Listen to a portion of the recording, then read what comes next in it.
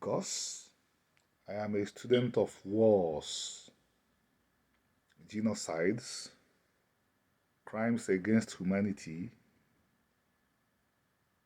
massacres,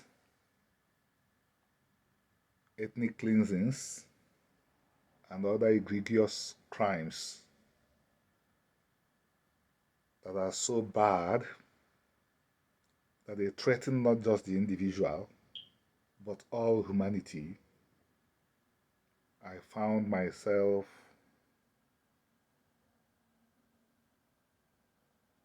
very much interested in the tragedy unfolding in Ukraine. Besides the fact that I'm a student of the subjects I listed, I am a victim of war. I did not experience the suffering of my people between 1966 to 1970. I did not experience it directly because I had not come into the world while the audacy, the tragedy that befell my people unfolded. I came into the world shortly after this catastrophe, but I saw what happened directly. There was this uncle in the sense that he came from the same kin with my mother, who has since passed on. His name was Azubuko. He was remarkable because he worked as a carpenter with one foot. He climbed roofs with one foot. How did he lose the foot? My mother told me that the first shell lobbed by the Nigerian army into the civilian population in Port Harcourt. Port Harcourt was 90% Igbo by then. Severed Azubuko's leg just from the thigh down.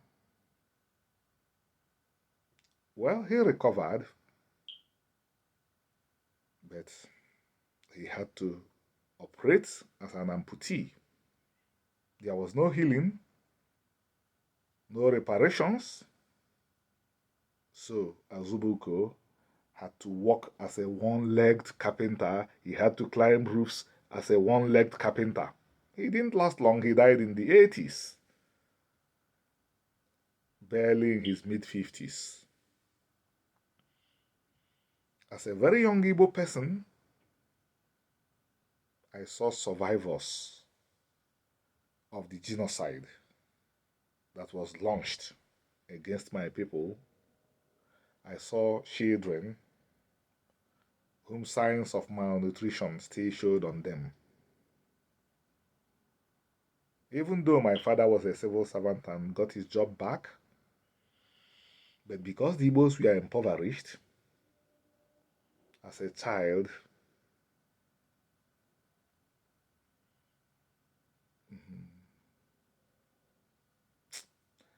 I want to leave this part of the discussion. So, I became unusually interested in the tragedy unfolding in Ukraine.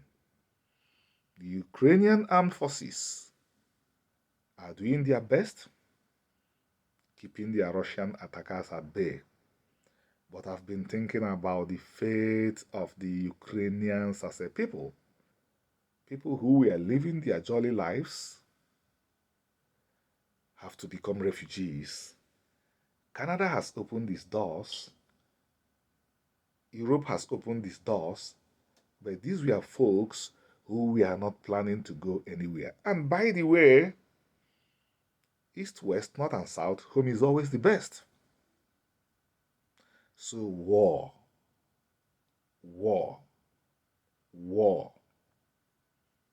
has to be retired.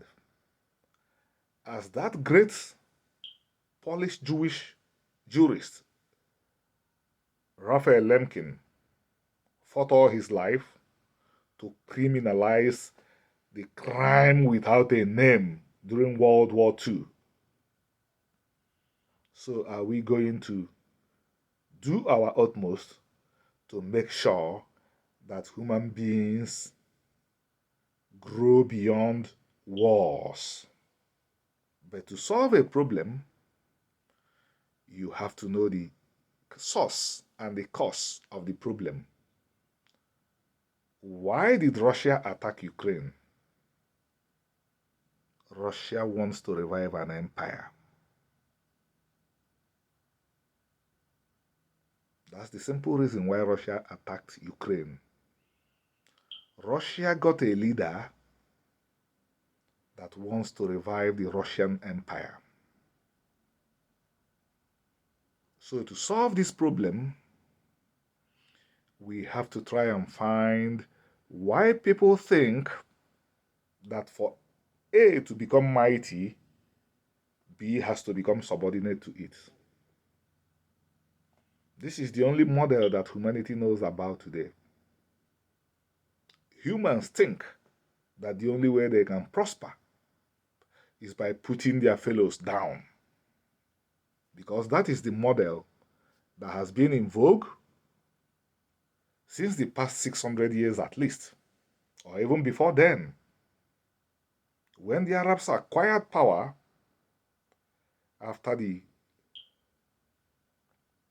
statement of Islam, they went north, went south, conquering lands, enslaving peoples.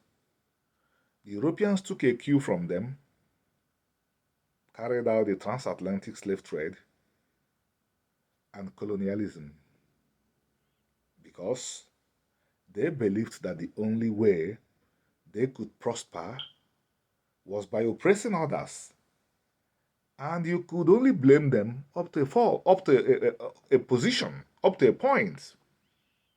People are doing the only thing they think is the reality. They have not seen alternatives that worked. And I'm telling the Igbo people, take up the responsibility of telling the world the right way by first of all learning the right way. Take a very good look at this study. It is less than 100 pages long. It tells the story of the Igbo civilization. You need to read this book to understand that everybody in this world could prosper without putting anybody down. The Igbo republics,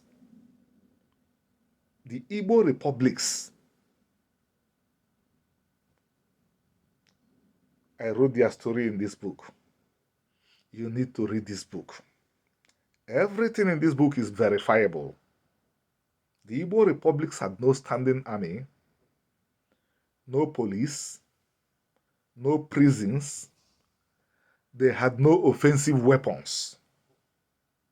They did not conquer anybody. But the standard of living in these republics was not lower than the standard of living in advanced England and France 120 years ago. The Igbo did not live worse than the English, who had the British Empire. And the Igbos did not conquer anybody. The resources of the world are enough for everybody's need, but not enough for anybody's greed. When people understand, when people see proof that they could do the right thing, the sustainable right thing, because this quest to conquer people, to take over their resources, is not sustainable. My Igbo people say, Oji fe nwata jikatia, akarobi yiro happier. If you think you can become mighty, rich, prosperous by grabbing the resources of your neighbor, you are wasting time. You have your own resources. In every inch of this earth that we exist in today, there are resources that are more than enough to make everybody comfortable. The advanced West is moving in the right direction. And I'm appealing to President Biden, the leader of the West, when the fire in Ukraine dies down, do more. Do more to push the West to look at other parts of the world which they controlled for a long time, the way they looked at Ukraine in distress. Look at peoples who were conquered, used to form the Western empires, the overseas branches of the Western empires, who do not have states today, but who had states 200 years ago. Think of their sovereign rights too. Sovereignty doesn't only stop with the less than 200 members of the United Nations. It has to do with all the other peoples too, that Britain, France, Spain, Portugal, and the other colonial powers took away their sovereignties and handed these sovereignties over to local bullies. The life of the Ukrainian matters. The life of the Igbo matters. The life of all other people in the world matter. Take a good look at this book I mentioned again and have compelling proof, have compelling evidence that in this world we are in today, there was a civilization that gave the best to everybody, yet this civilization did not develop a slave society. This study is a study that every Igbo in the world has to take a look at and show the world what the Igbos have done and what the Igbos can do again. There are 3 million Igbos in the United States of America, that we have 3 million people in the most powerful country in the world, and we have no influence in the world, no power anywhere, is indicative of something. We do not know the powers we possess. If we take a look at this book, and I urge every Igbo to take a look at this book, we would see what we have done, what we can do, what we can give to the world, and when we have demonstrated to the world what we can do, the world will begin to take us seriously again. Thank you, everybody, and on this note I pause. Thank you once again.